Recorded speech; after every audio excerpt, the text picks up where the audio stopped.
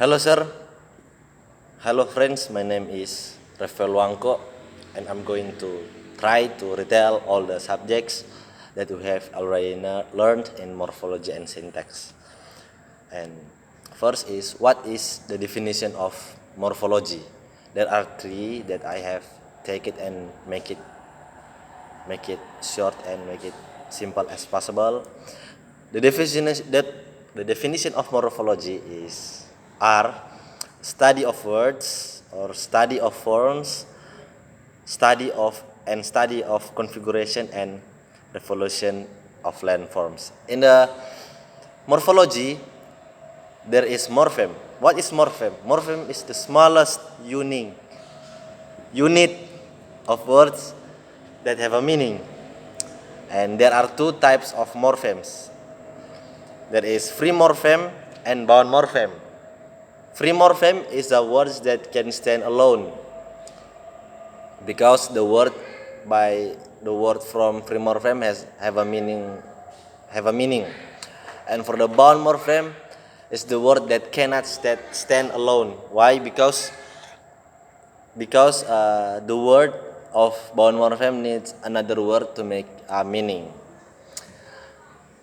Or the other words of bound morpheme is affix.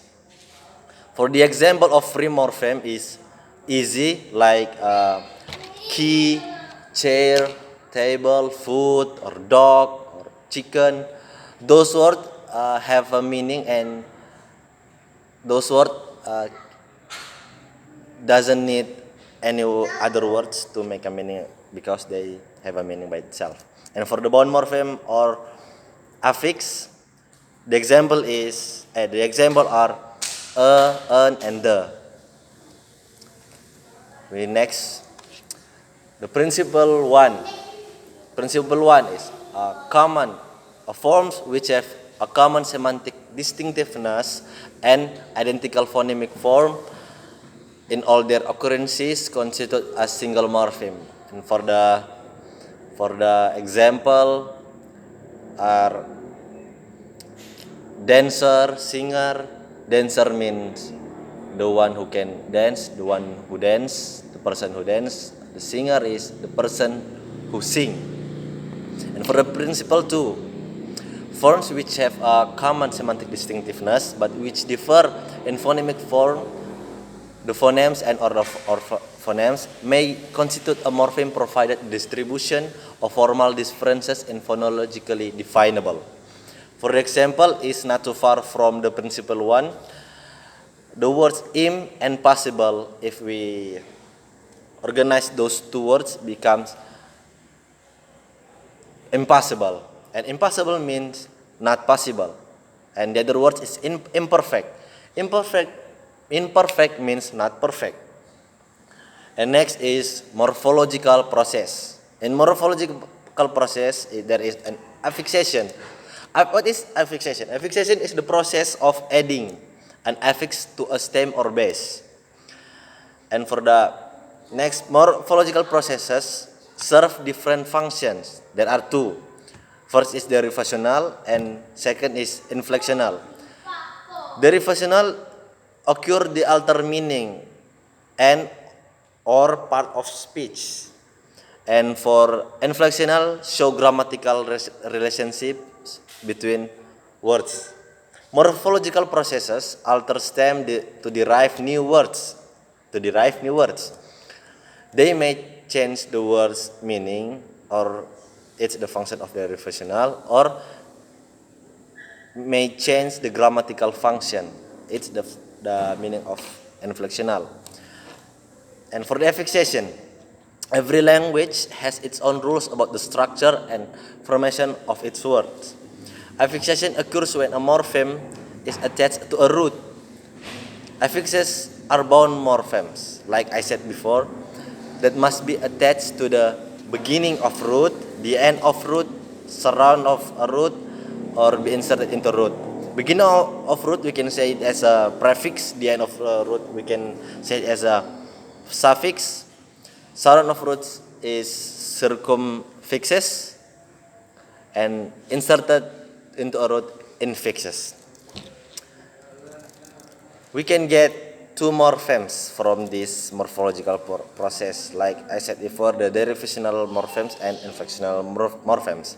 Derivational morphemes are affixes which are added to a lexeme to change its meaning or function.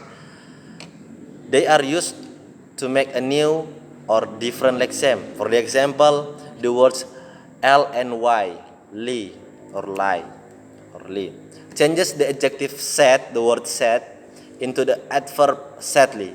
Or we can say the other words like happy. Happy is an adjective and can change into an adverb because of these derivational morphemes, like happily. Most derivational morphemes change the part of speech, like those words before. And for the example, again, the words ance, A-N-C-E, changes the verb word resemble into the noun resemblance. The E deleted at the end of the verb resemble when the suffix is added. That's for your information. Inflectional morphemes are affixes which carry grammatical meaning. For example, the plural S in the word of table becomes tables. And for the progressive ing in the words of running, they do not change the part of speech of meaning. They keep the meaning stay in the word, but the function to ensure that the word is in the appropriate form, so the sentence is grammatically correct. So they just change. So in this inflectional morphemes, just change the grammatical function, the grammar, and the derivational is change the part of speech, the meaning. Next, for the traditional compounding, there are two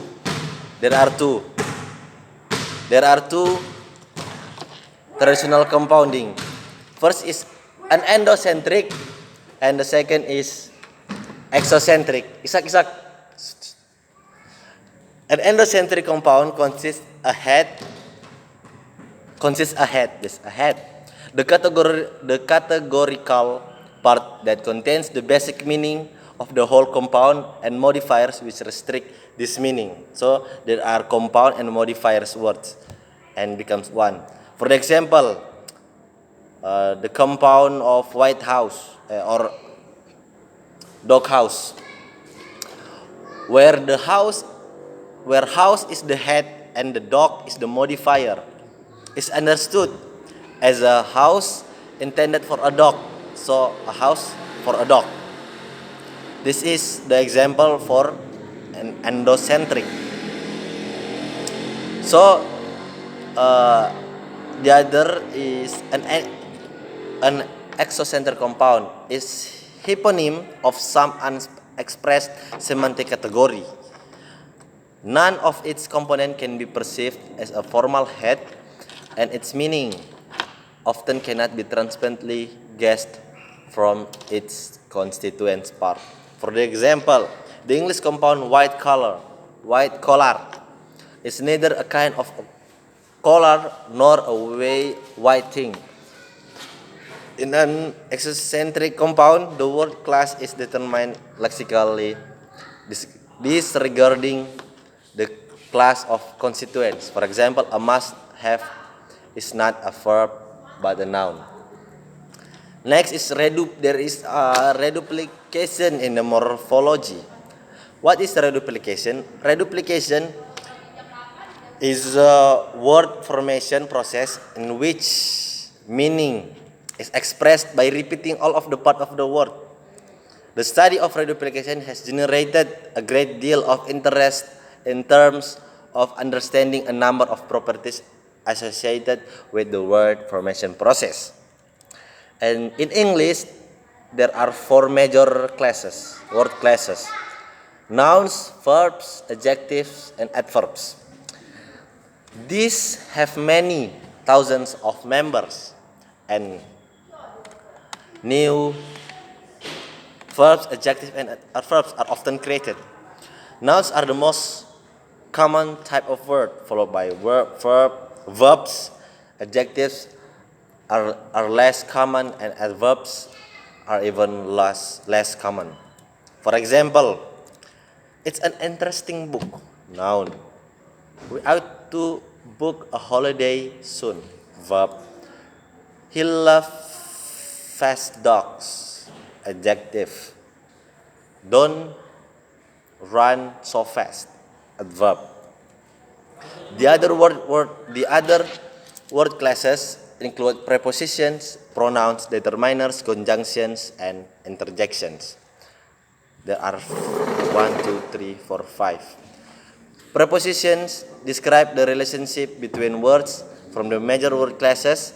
They include words such as at, in, on, across, behind, for. We went to the top of the mountain. Pronouns are words which substitute for nouns for noun process, so that we don't need to say the whole noun phrase or repeat it unnecessarily. Pronouns include words such as you, it, we, mine, ours, there, someone, anyone, no one in this house. For example, that's Gary in the photo. He lives in Barcelona. And the second example, this jacket's mine. Is mine. That must be Linda's. Determiners or determiners comes before nouns. They show type of reference the noun is making. They include words such as a or an, the, my, his, some, his, both. For example, have you got a position in your team? I need some paper for my task. This phone isn't easy to use. And the last is there is conjunction. What is conjunction? Oh no, there not the last, but conjunction show a link between one word, phrase or clause, and another word, phrase or clause. They include and, but, when, if, because. So this is conjunction is the connector. For the example, the words and, Joe and Dan are brothers. It was okay, but I wouldn't recommend it as a restaurant. And the last is interjections. Interjections are mostly exclamation words, which show people's reaction to events and situations. For example, I'm giving up my job.